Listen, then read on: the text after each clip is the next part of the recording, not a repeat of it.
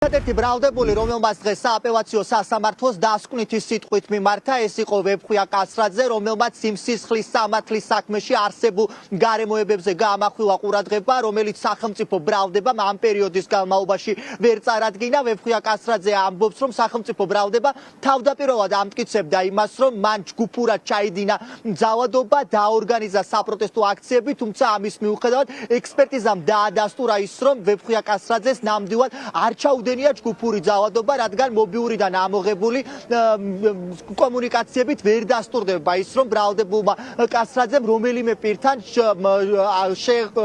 გააკეთა კომუნიკაცია, რის საფუძველზეც მან დაორგანიზა საპროტესტო აქციები. გარდა ამისა, ის შეეხო ქვეყანაში მიმდინარე საპროტესტო აქციებსაც და იმ ბრძოლას, რომელსაც ქართველი ხალხი უკვე თვეებია რეპრესიული კანონების მიუხედავად გადის. ვეფხვია კასრაძე ამბობს, რომ ბრძოლა უნდა იყოს ბოლომდე, იქამდე სანამ ქართველი ხალხი არ გაიმარჯვებს.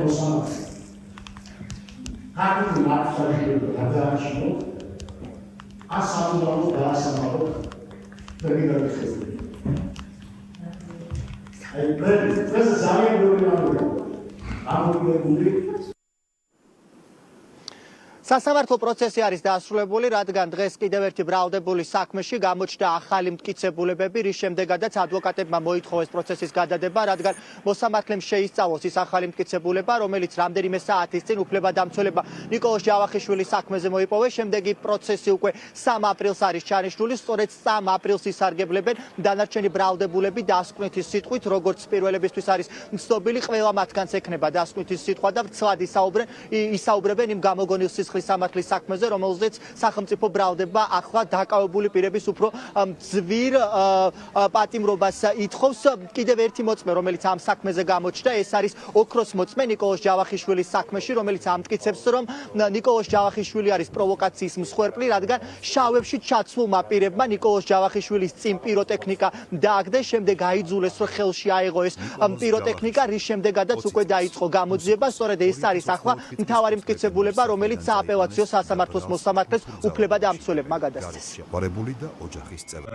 უნდა ვახტანგ ცალუღელაშვილმა დაკითხვის შესაძლებლობა არ მომცეს იმ მიზეზით, რომ საზოგადოებას სიმართლე არ გაეგოს. დავინახე, როგორ მიუახლოვდა შავებში ჩაცმული შენიღბული პიროვნება, მას მოკიდებულ ფეიერვერკს იწვრიდა ხელში.